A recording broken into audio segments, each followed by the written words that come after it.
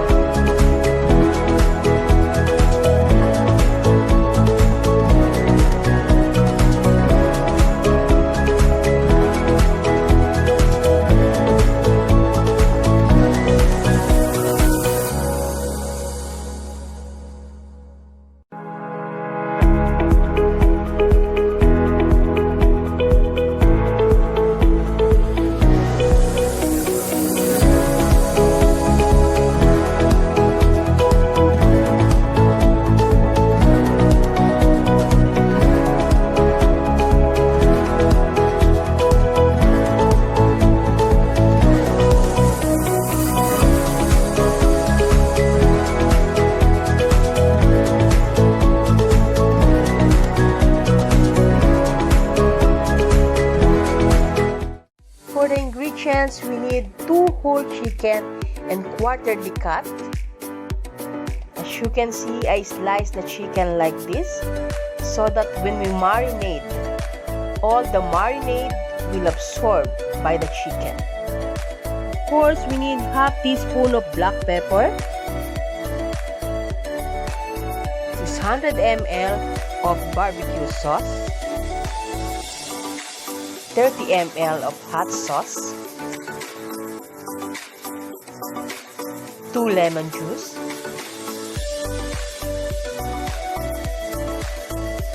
100 ml of soy sauce, 1 clove of minced garlic, 30 grams of grated ginger, 3 onion chopped, and 80 grams of brown sugar. For the procedure, of course, you need to put to the chicken all the ingredients for the marinade.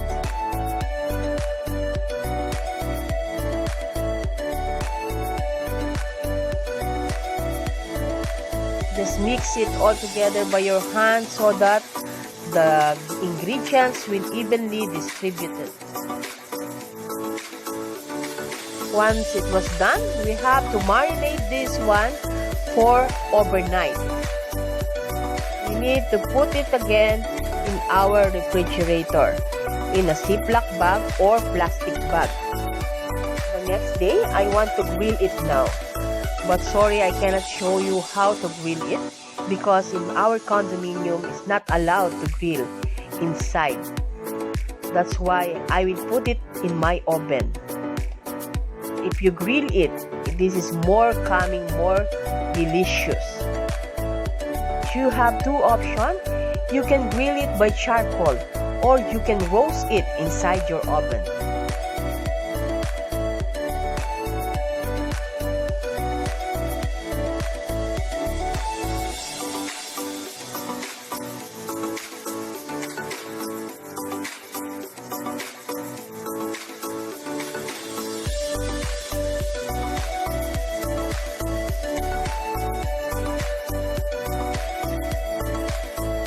Korea, they always put some sesame seed in their barbecues.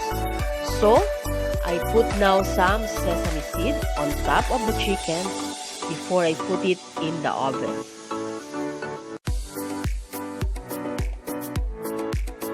I increase the temperature of my oven to 200 and I roast it for 45 minutes to 1 hour. Waiting, I make some sauce.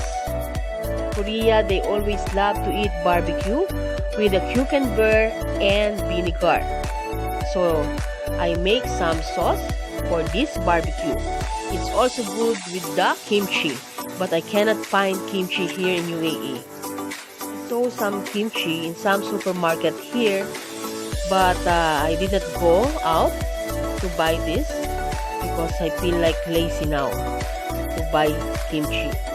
More delicious when you eat this barbecue with kimchi, really. Ingredients of this sauce, of course, 2 cucumber and then half teaspoon of salt and then 100 ml of vinegar and then half teaspoon of black pepper. If you want to put some chili powder, you can make also. Now the barbecue is ready, as you can see. So yummy, really. It smells so good. It's not dry, it's very juicy. If it was grilled in charcoal, it's more delicious. But I cannot make it here like that. But anyway, it's still delicious. And even it was roast only in the oven, try to make it in your home. And your kids and family will love it. What part of the chicken do you like? Me, I always love to eat the leg part. Of course, for nice presentation, I put it in the very nice gold color serving plate. So if you see your food is coming from this plate, of course, you will eat more. You can serve it with a rice, of course. And it's very delicious, really. Today I will eat more for lunch because I cook it for our lunch today. At the same time, of course, I'll share to you this recipe because I know this recipe is very good and I want you to try it. This chicken, after I roasted in the oven, is still juicy. This is not dry. So it's very good looking also. So, like and share this video. Subscribe of course to my YouTube channel. And follow me in Instagram and Facebook page. And don't forget to click the bell so that you will notify if I upload a new cooking and baking videos. I cannot wait to eat now, really. I'm looking only with this one during the video shoot and photo shoot, really. I cannot wait. I want to take it one leg of chicken right away. Try this Korean barbecue and so that you will change your barbecue, you know, not only a Filipino style, not only American barbecue or mang inasal. This is another kind of barbecue that you will love it. And again, of course, this is Chef Deborah. Thank you for watching and I hope you enjoy cooking with me.